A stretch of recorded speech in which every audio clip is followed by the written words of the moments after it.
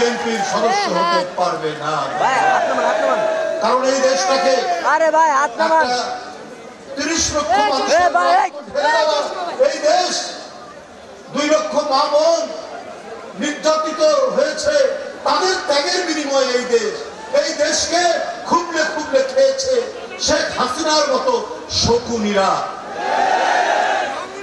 এই শকুনিদের হাত থেকে আমরা জুলাই আগস্টের গণ অভ্যুত্থানে প্রবল স্রোতে তাকে পরাজিত করে তার পতন ঘটিয়ে সে দেশ থেকে পালিয়ে যেতে বাধ্য হয়। সুতরাং আমরা যে দেশ গড়ব সেই দেশ হবে শান্তির, সেই দেশ হবে সুস্থির, সেই দেশ হবে একটি ভদ্র সমাজ নির্মাণ করার, একটি গণতান্ত্রিক সমাজ নির্মাণ করার। সেই সমাজে যে কেউ মুক্তভাবে কথা বলবে, প্রত্যেকের কণ্ঠের স্বাধীনতা থাকবে, প্রত্যেকের নিজের মতামত প্রকাশ করার স্বাধীনতা থাকবে, তার চলাচলের স্বাধীনতা থাকবে, সে নির্বিঘ্নে এগিয়ে যাবে এই দেশটিকে বিনির্মাণ করার জন্য।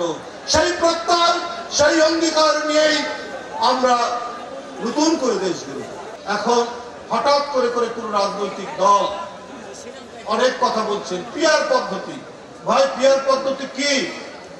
কোন জনগণ বলতে পারবে এটা কি নারকেল তেলের মতো মাথায় কি মাখে, না সাবানের মতো শরীরে দেয়?